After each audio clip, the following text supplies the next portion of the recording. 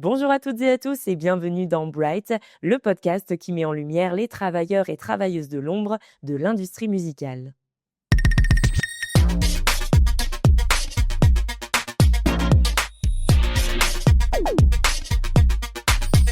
Bright.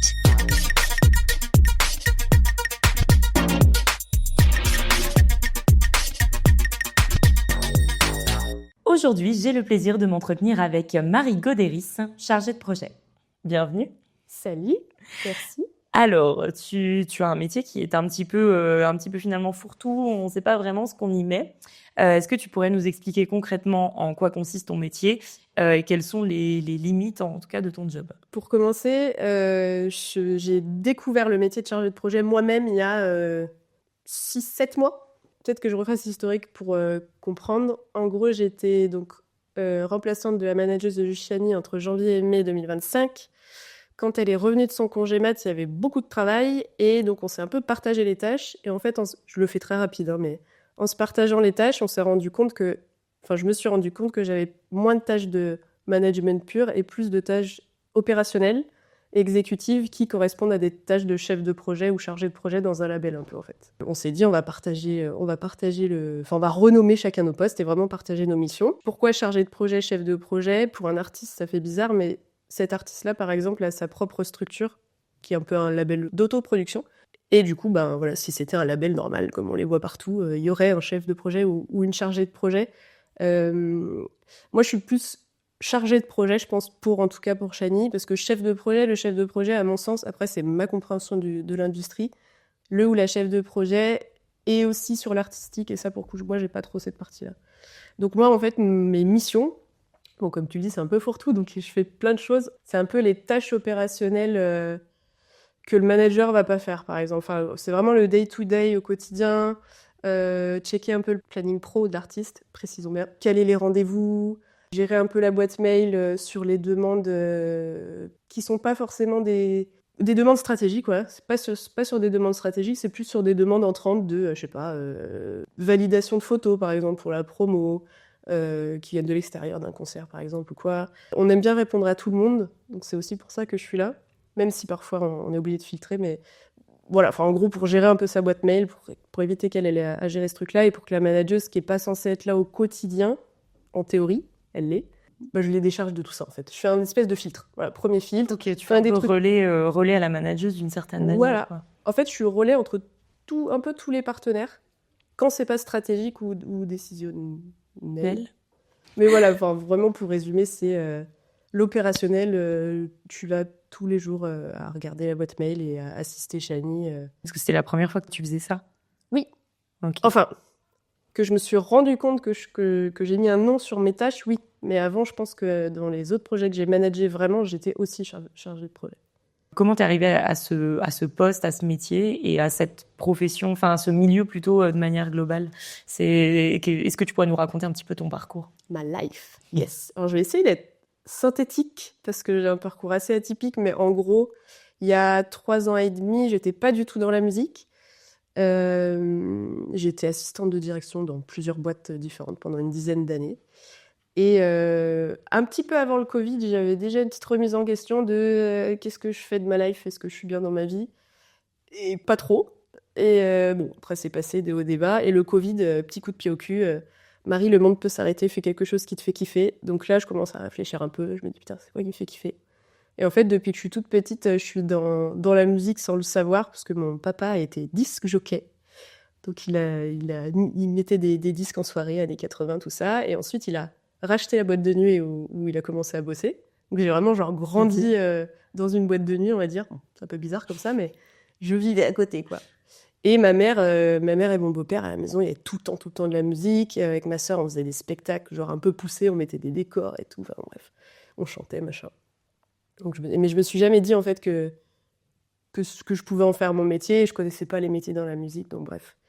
Donc quand je me suis un peu questionnée, j'ai regardé les métiers dans la musique et je me suis rendu compte qu'il y avait 1000 trucs, en fait. Mais je me suis dit, j'ai pas de formation, j'ai pas de réseau, je vais pas y arriver, blabla. Et après, donc j'ai commencé à regarder un peu, commencé à m'intéresser aux petits artistes. Je me suis dit, petits artistes, peut-être qu'ils n'ont pas besoin des gros pros ou des gens avec de l'expérience.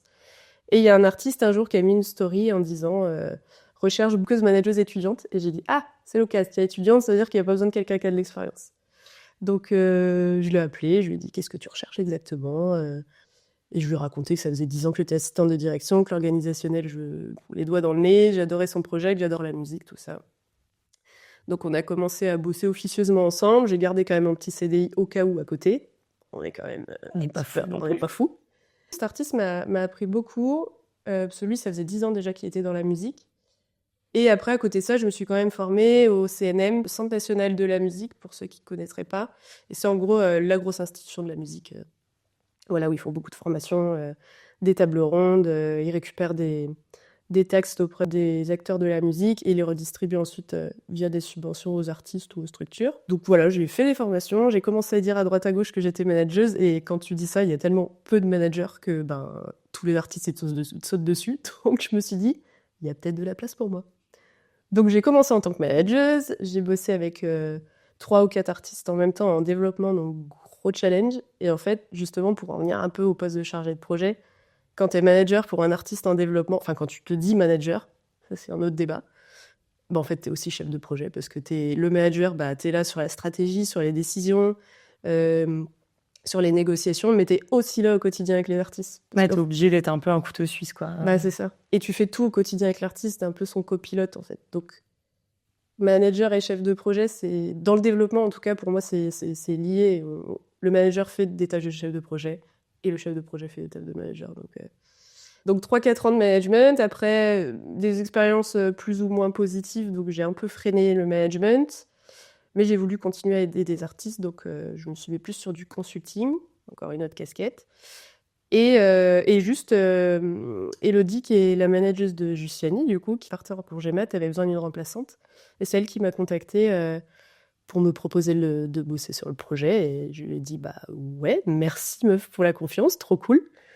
Et du coup, merci encore à L2 de m'avoir fait confiance parce que du coup, voilà, on commence à bosser un peu en management du coup avec Shani pendant le congé mat d'Elo. Et ouais, au bout de 2 mois avec Shani, on se rend compte qu'on bosse hyper bien ensemble, donc on est trop contente. Et il y a beaucoup, beaucoup de travail d'un coup parce que l'EP Diamant Noir explose. Et donc, on réfléchit et on propose à Hello, donc la manageuse, quand elle revient, de pouvoir bosser en binôme, en fait. Et du coup, voilà, comme j'expliquais au début, plein de tâches différentes, donc on avait besoin de cadrer les choses. Et je me suis dit, du coup, j'ai fait ce parallèle-là entre quelles sont les tâches du manager, quelles sont les tâches d'un chef de projet. Et c'est là qu'on a mis un nom sur mon poste. Donc, je suis arrivée chef de projet un peu genre par hasard, complètement. Et... Justement, comme tu viens pas initialement de l'industrie musicale, à quel moment est-ce que tu t'es sentie vraiment légitime, on va dire, de porter un projet ? Est-ce que tu te sens légitime Non, c'est hyper compliqué cette question. Comme j'expliquais, je suis vraiment arrivée genre sans formation, sans réseau, sans rien. Je connaissais personne, genre zéro. J'avais pas... Et du coup, déjà là, t'arrives, tu débarques, tu sais ce que tu fais. Donc t'y vas en mode fake it till you make it. Tu vois, un peu, désolé pour l'accent, mais c'est un peu ça. Donc je me dis, ouais, je suis manageuse, allez.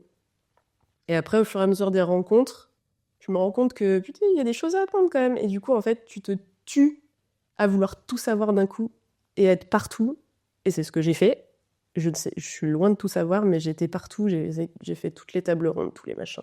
Et à un moment donné, 1 an, 2 ans, les gens te reconnaissent en fait. Au bout d'un moment, les pros te reconnaissent. Les pros que t'allais chercher un peu au début en mode hey, « coucou, je suis personne ». Du coup, c'est eux qui te reconnaissent après. Donc là, déjà, t'as un peu de légitimité qui arrive. Tu te dis « Ah, quand même, les gens se rappellent de moi, c'est cool ».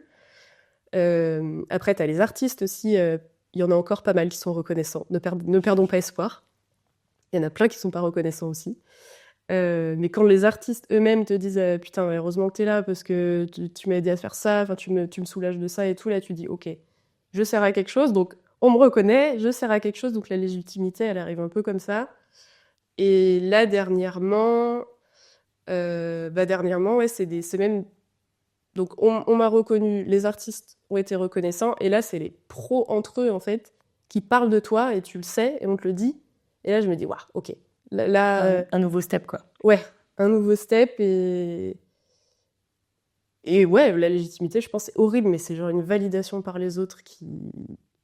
Mais bon, on sait, hein, mais... Maintenant, je me sens légitime. Après, je sais que j'ai encore beaucoup de choses à apprendre parce que j'ai plein de casquettes différentes et je me lance encore dans une nouvelle cette année. Bon, bref. Mais ouais, non, ça vient comme ça, par la validation des autres, malheureusement. Ou heureusement, je sais pas. Grand débat. Est-ce qu'il y a une rencontre justement qui a été un peu fondatrice dans ton projet professionnel, enfin dans ton parcours? Une rencontre qui a pesé dans la balance ou qui t'a marqué?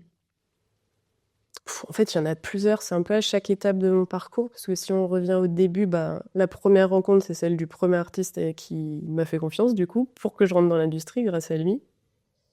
Ça, c'était une première étape. Il y a une deuxième étape quand même grâce au CNM, justement, donc le Centre national de la musique, qui accompagne les jeunes entrepreneurs. D'ailleurs, je recommande, ça s'appelle le programme Les Pépites, donc postulez. Ils nous ont fait rencontrer, en fait, sur le printemps de Bourges, ils nous font rencontrer des pros, et vraiment des gens à qui tu n'as pas du tout accès quand tu débarques et que tu connais personne. Donc j'ai rencontré 2 personnes qui m'ont beaucoup inspirée. Fanny Landais, qui est maintenant directrice, je crois, de Baco Musique, qui m'a beaucoup inspirée. C'est une meuf qu'on veut et enfin, son parcours, il est vraiment hyper inspirant. Et j'ai rencontré aussi Olivier Toiti de Zouave, qui est le directeur du coup d'une boîte de spectacle assez fat, qui a Mentissa, Emma Peters, Chilou et j'en oublie, Vianney et tout ça. Et du coup, ces 2 personnes-là, c'est vraiment des gens où tu te dis, ok, ils travaillent avec des gros artistes, ils sont hyper inspirants. Donc ça, c'est une deuxième étape. Et vraiment, la toute dernière qui a un peu validé en même temps aussi ma place, c'est la confiance que m'a accordée Chani et Elodie. Et qui ont fait que là, ça a tout changé. Dès que tu travailles avec une artiste qui commence à être bien identifiée, là, les gens, ils t'écoutent plus qu'avant, quand tu avais des petits artistes en développement. Et c'est dommage. Mais voilà, le dernier gros step, je pense le plus gros step, c'est ça, de bosser avec Chani. Ouais, ça m'a ouvert grave des portes, donc reconnaissante à vie. Et justement, tu me disais, ouais, j'ai démarré, j'avais pas du tout de contact. Ce serait quoi tes conseils pour quelqu'un qui est dans la même position que toi ou quelqu'un qui justement veut démarrer pour justement avoir des contacts, enfin te faire une place dans le milieu sans forcément démarrer avec un carnet d'adresses complet? Alors, c'est un conseil, mais c'est un peu... Ouais, je le conseille, mais je le déconseille en même temps. Et en fait, c'est juste la réalité, mais il faut être partout. Dans toutes les tables rondes, dans toutes les rencontres pro, dans tous les salons. Enfin, moi, en tout cas, c'est comme ça que je vois ça. Et même pour les artistes débutants qui n'ont pas d'entourage, malheureusement, c'est un peu le passage obligatoire. Donc, ouais, montrez-vous, en fait. Soyez identifiable, soyez solide, sociable. Et surtout, entretenez vos relations. Continuez à envoyer des messages aux gens ou des mails.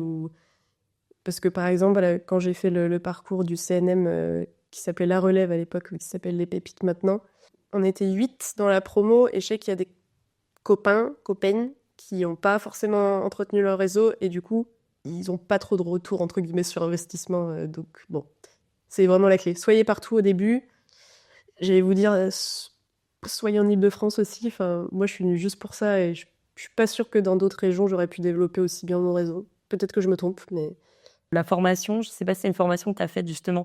Les pépites, c'est un programme d'accompagnement. Enfin, tu peux peut-être en parler? Ouais, les pépites, en fait, c'est un dispositif pour les jeunes entrepreneurs. Donc, quand on dit jeune, c'est pas par rapport à l'âge, c'est par rapport à les années d'existence de l'entreprise. Et il me semble, si je me trompe pas, que c'est moins de 3 ans. Il faut que ton entreprise, elle ait moins de 3 ans, que tu sois un acteur de la musique.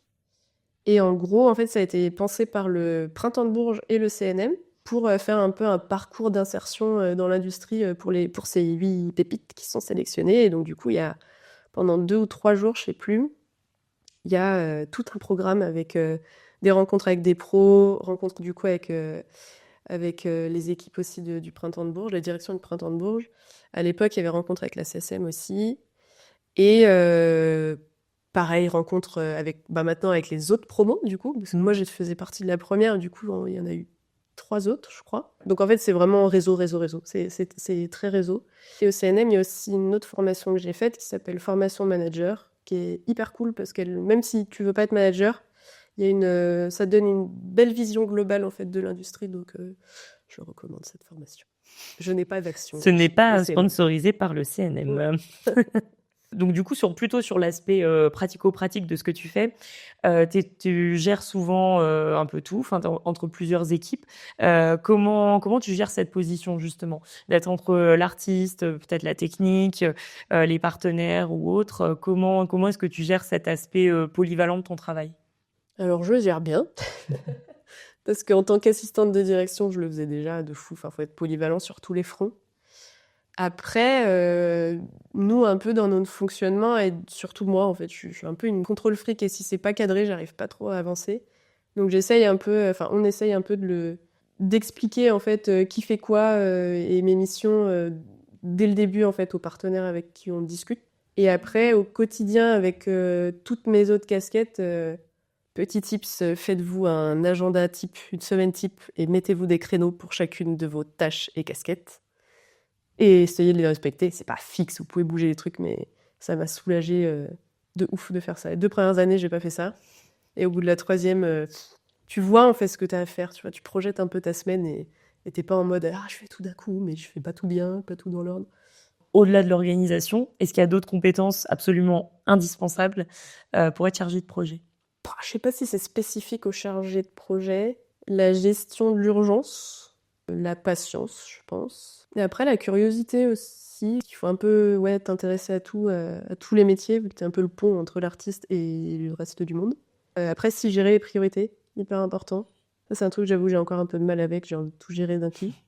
Mais ouais, j'ai essayé de gérer les priorités pour pas être submergée.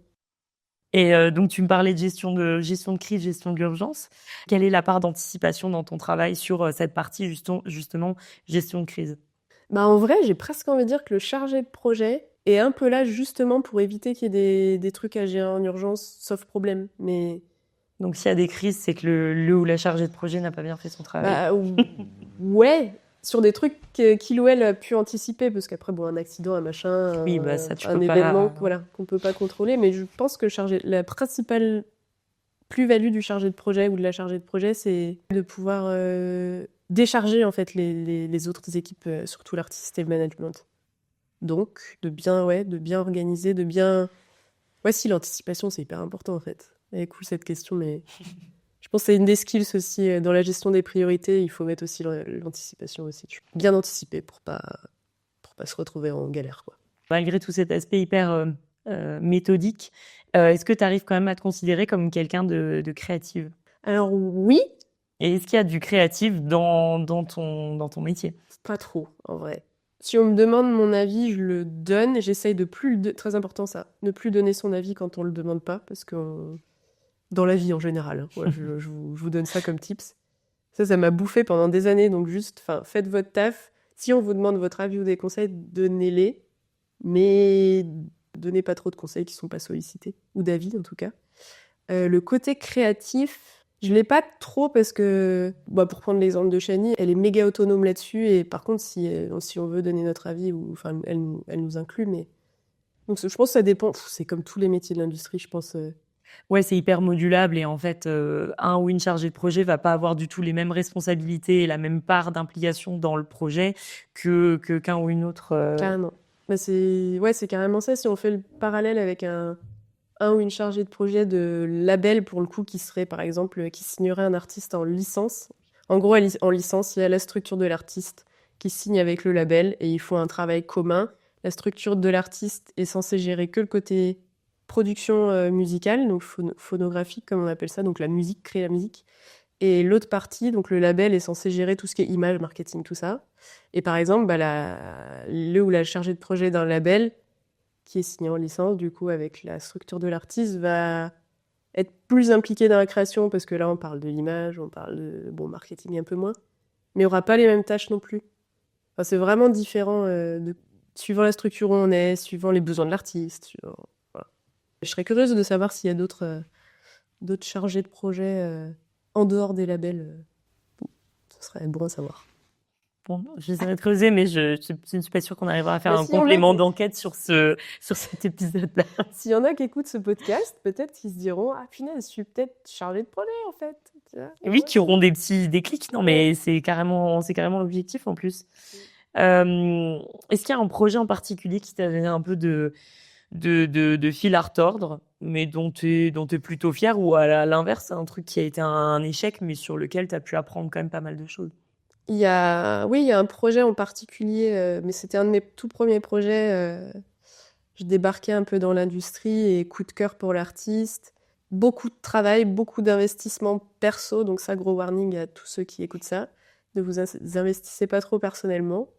Fil à retordre de fou, ça s'est pas très bien terminé, mais grâce à cette expérience, en fait, j'ai senti ce que je voulais plus, en fait. Donc ça a failli se repasser avec un autre artiste, et j'ai senti direct le truc, et je me suis dit non, c'est mort, donc j'ai arrêté tout de suite la collaboration. Donc en vrai, ça m'a beaucoup appris, même humainement, en fait. Humainement, ça m'a appris justement à pas donner des conseils quand on me les demande pas. Donc ne pas en faire trop, c'est très important. Parce que inconsciemment, on s'attend à des retours ou de la reconnaissance, et en fait, non, Non, ça en n'arrive général, ça pas tout le n'arrive temps. pas. Ben, ça arrive. C'est quand on s'y attend enfin, quand on s'y attend le plus que ça arrive le moins, au final. Ouais, Donc, et quand on s'est beaucoup investi, on a tendance en fait, à reprocher aux gens de leur avoir tout donné, sauf qu'en fait, ils te l'ont pas demandé. Donc, tu peux pas leur demander une reconnaissance sur des trucs qu'ils t'ont pas demandé, en fait. Donc ça, je l'ai appris, et merci pour cette expérience. C'était hyper dur, mais ça m'a appris plein de trucs. Donc, Et ce qui est super marrant, c'est que la question d'après, c'est jusqu'où est-ce que tu t'impliques humainement dans ta relation aux artistes? j'anticipe un peu les questions. Je suis chargée de projet, écoute, j'anticipe. Alors, jusqu'où? C'est pareil, En fait, c'est avec l'expérience que tu te rends compte des limites.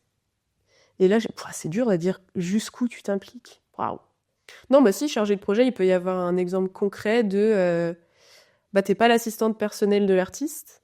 Ça existe. C'est un autre travail d'ailleurs, si jamais tu veux interroger quelqu'un là-dessus. Mais par exemple, la gestion du planning de l'artiste, c'est la gestion pro.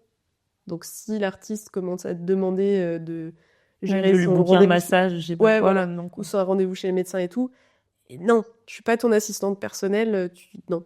Donc là, c'est hyper spécifique ce que je dis, mais ouais, je pense que pas s'impliquer dans le personnel, enfin, en tout cas, dans l'organisation de la vie de Scinder le l'artiste. pro et le perso, quoi. Ouais, du mieux qu'on peut. Après, je sais qu'il y a des gens qui sont potes. Je sais pas c'est si d'autant plus compliqué. Ouais, et je sais pas si c'est forcément une bonne idée d'ailleurs de bosser avec ses amis. Voilà. Donc ouais, non, je m'implique. J'essaie de moins m'impliquer. Et encore une fois, je pense que le plus grand apprentissage, c'est surtout d'arrêter de donner mon avis et des conseils quand on me les demande pas. Vraiment, je répète parce que Est-ce que tu as le sentiment d'être un peu même carrément invisible, malgré le fait que tu as un rôle finalement assez central dans tout ce qui est organisation, tu fais la passerelle entre tout le monde, et comment est-ce que tu vis ce statut de personne invisible au final?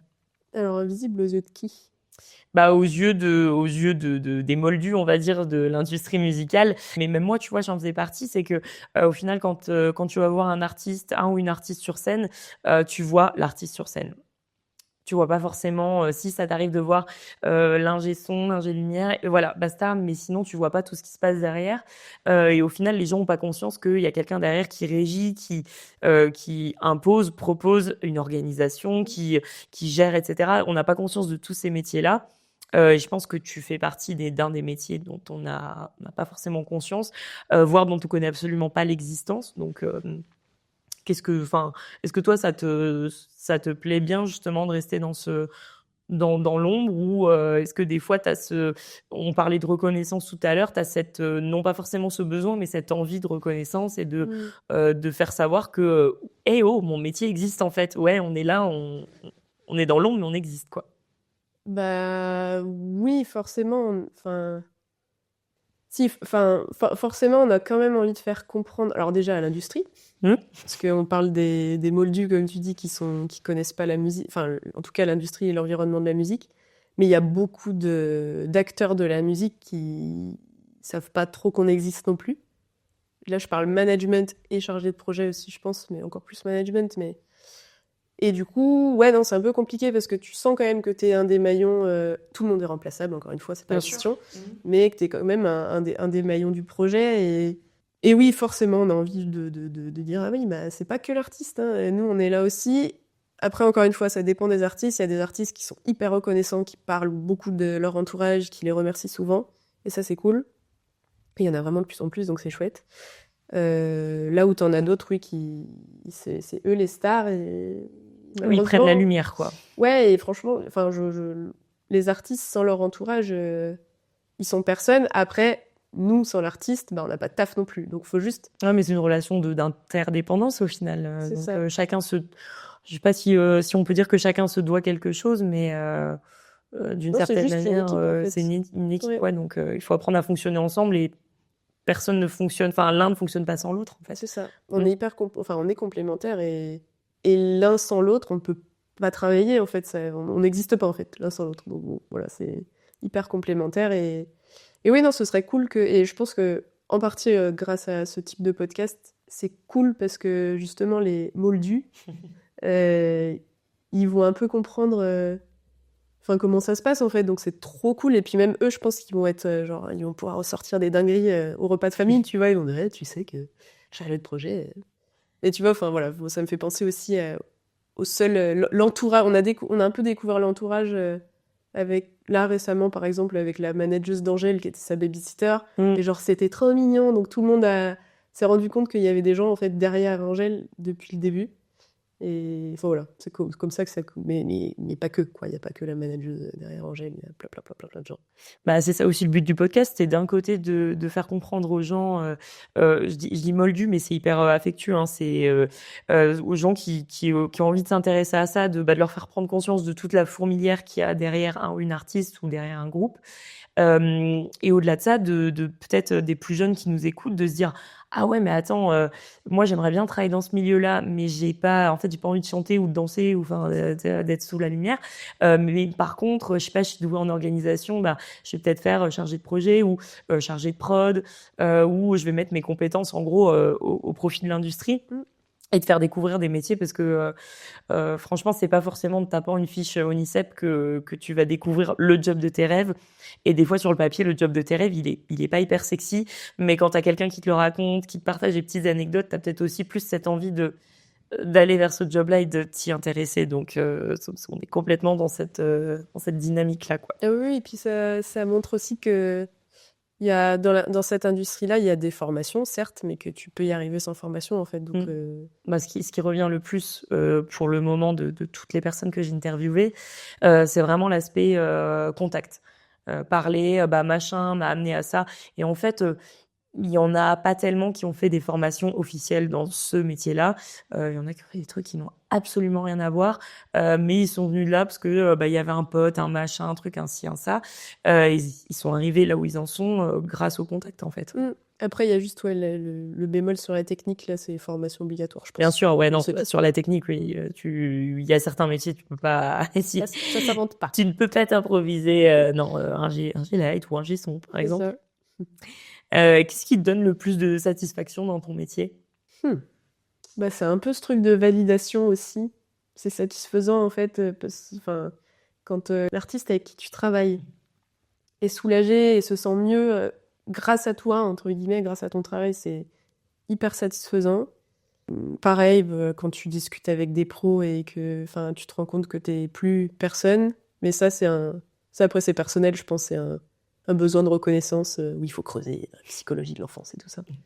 Mais ça c'est cool. Et après, bah, rêve de gosse. Enfin, là aujourd'hui, je rencontre des gens que j'écoutais quand j'étais petite, en fait, que je parlais avec eux, je suis dans les loges avec eux. Enfin, genre ça n'a pas de sens. Et ça c'est méga satisfaisant. C'est trop bien. Enfin, j'ai l'impression d'être CF Oxmo Puccino. Oxmo, MC Solar, Giorgio il y a quelques semaines, quelques jours. Enfin, j'ai plein d'exemples, mais je me dis waouh, enfin, ça n'a aucun sens. Mais c'est hyper cool. Enfin, là on dirait vraiment genre une gamine avec ses jouets. Mais c'est trop cool. Mais oui, c'est toutes ces rencontres improbables où tu dis putain, j'ai réussi à faire ça, j'en suis là, c'est trop cool, quoi.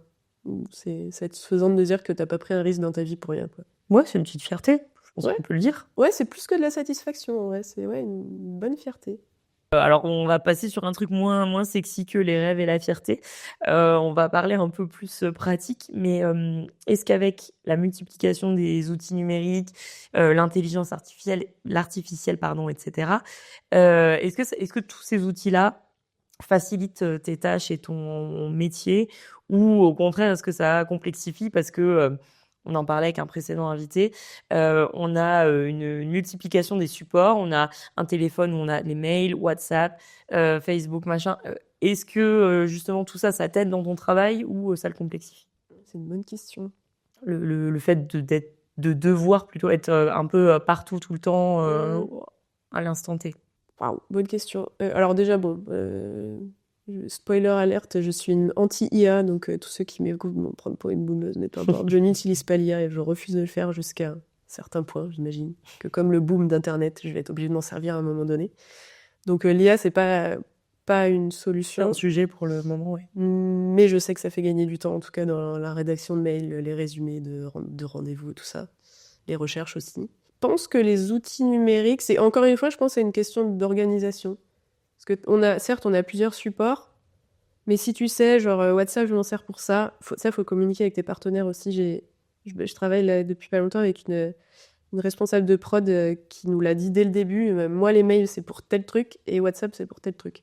Du coup, c'est hyper important parce que du coup, tu dis, bon, sur WhatsApp, je sais pas, je parle des trucs quotidiens avec mes partenaires. Par mail, c'est des trucs un peu plus genre stratégiques où il faut prendre un peu plus de temps de réflexion, où il y a des trucs bien précis qu'on veut retrouver plus tard, alors que sur WhatsApp, tu les perds. Donc voilà, après, voilà, mail, WhatsApp, Drive, c'est hyper pratique. Dropbox, enfin, tous ces trucs de partage de documents, c'est hyper pratique aussi. Donc non, je pense que ça facilite la vie quand tu sais bien t'organiser, pour le coup. Quand tu arrives à structurer l'utilisation de chaque outil au final. De définir l'utilité et l'utilisation de chaque outil. Est-ce que tu ressens une pression plus ou moins forte liée au budget, au deadline, à la rentabilité, aux besoins, etc.? Ouais, je suis quelqu'un de très angoissée de base et d'anxieuse, donc je sais pas si c'est vraiment le bon exemple, mais en fait le sujet budget, je pense qu'en ce moment c'est vraiment dans l'industrie en général, donc on le ressent tous, et en fait on le ressent, si toi tu le ressens pas forcément pour toi, tu le ressens de tes partenaires, donc du coup tu prends un peu... Même si de base t'as pas la pression, tu finis par l'avoir Ouais, indirectement, quoi. c'est ça. Si tu l'as pas, tu l'auras parce que tu vas bosser avec des partenaires qui vont être, je sais pas, un jour ils vont peut-être te parler pas trop bien ou être pas dans le mood et tu vas dire putain pourquoi, et ils vont peut-être juste te raconter que c'est à cause de ça. Bon, après niveau budget perso, on bosse dans la musique, donc on sait qu'on va pas devenir milliardaire. Voilà, spoiler alerte, encore une fois, voilà. Ça existe mais c'est rare. Donc oui, il y a toujours une petite pression de merde, je vais payer le loyer comment, mais si t'es déter, tu t'en sors, et faut pas hésiter à demander de l'aide aussi parfois. Deadline, ouais, toujours un peu de pression. C'est normal, c'est un peu le but de la deadline, un peu. Mais encore une fois, si t'arrives à anticiper, normalement, t'es pas censé être dans le jus, quoi. Voilà, en théorie. Mais encore une fois, truc aussi, petit tips, hésitez pas quand vous avez des demandes de demander à l'interlocuteur c'est quoi la deadline. Parce que des fois, en fait, on la demande pas et on peut pas s'organiser. Et ça, franchement, c'est aussi un tips que j'ai appris il y a pas longtemps. Genre, ok, tu me demandes ça, mais du coup, c'est quand la deadline? Ça, t'arrives trop... Enfin, ouais, j'ai davantage ce réflexe aussi, et c'est vrai que ça dépatouille de pas mal de potentiels futurs bourbiers, quoi. C'est ça. Bah, ça va dans la gestion de tes priorités. Du coup, si toi, tu sais pas forcément le gérer ou le doser, bah, tu demandes à ton interlocuteur, il va te le dire. Du coup, au final, plus simple. Donc, communiquer, quoi. C'est ça. Et puis oui, pas hésiter à poser des questions, en fait. Enfin, poser des questions, on va pas paraître plus con. Au contraire, tu peux avoir des réponses qui vont vachement t'aider quand tu poses des questions. Donc, peut-être un peu basique comme réflexion, mais il faut faire. Poser des questions. On arrive tout doucement vers la fin. Quelle place pour l'éthique, pour le bien-être et pour l'humain dans la gestion de projet aujourd'hui? Gros sujet en ce moment. Enfin, en ce moment depuis longtemps, mais on en parle beaucoup plus. On parle beaucoup de santé mentale en ce moment dans la musique, et c'est bien. Parce qu'avant, on n'en parlait pas, et bon, on va pas citer toutes les personnes qui s'en sont pas sorties, mais il y en a beaucoup. Je sais pas trop, pareil, si je peux me permettre de donner des conseils, parce que c'est des choses que j'ai pas appliquées en fait en arrivant dans la musique, mais je disais au tout début qu'il fallait être partout, se montrer partout, essayer de tout apprendre et tout, et ça peut être un bourbier, et ça peut être une mauvaise idée aussi de vouloir être partout. Faut savoir doser en fait, et faut savoir se construire un équilibre entre je suis partout, mais en même temps j'arrive quand même à me débloquer du temps pour moi et à avoir une vie perso, parce que je pense qu'en plus on est dans des métiers où tu as vite fait de mélanger le pro et le perso parce que ça reste des métiers passion. Donc, jauger entre les deux pour pas finir par être en burn-out, quoi. Bah ouais, c'est ça. Et aussi très important, pas hésiter à en parler entre vous, en fait. Mais là, après, c'est pas forcément des conseils pour les gens qui sont pas dans la musique. Là, c'est plus pour les gens qui sont dans la musique, mais n'hésitez pas à parler à partager vos problématiques et tout. C'est ce qu'on fait d'ailleurs au Mila, là où on tourne le podcast. Petite pub pour vous. Merci pour le prêt des locaux. Il y a un peu des rencontres entre métiers pour partager nos problématiques. Et là, tu dis, putain, je me sens vraiment moins seule. Donc franchement, vraiment ne pas hésiter à en parler entre pros, entre vous, entre artistes aussi. Et en parler aussi avec votre entourage artistique aussi, très important. Et du coup, pour conclure cet épisode, si tu devais passer le micro à une autre personne de l'ombre, de l'industrie musicale, bien évidemment, qu'est-ce que tu penserais? Je fais ton travail de scouting, là. Bien joué. Punaise, waouh. Ça, c'est peut-être un truc que j'aurais dû réfléchir avant. Ça peut être une profession, pas forcément une personne que tu cibles. J'allais dire le manager, parce que je pense pas que tu en aies déjà reçu. Et c'est un métier qui est encore malheureusement très flou pour les gens qui sont pas dans la musique, mais aussi beaucoup pour les gens qui sont dans la musique. Et là, on a la chance d'avoir Human, la nouvelle union des managers qui s'est créée et qui fait un super boulot pour rendre visible et structurer la situation des managers dans l'intérêt des managers et des artistes. Hyper éthique aussi. On pense aussi aux artistes quand on construit notre statut de manager. Ouais, un ou une manageuse. Entre managers, on est tous. On fera une table ronde podcast de manageuses. Ça, c'est cool, ouais. À l'occasion peut-être, on ne sait pas, d'un prochain épisode. Merci beaucoup en tout cas d'avoir pris le temps de répondre à toutes ces questions. Merci à toi pour l'invitation. Merci. Bright.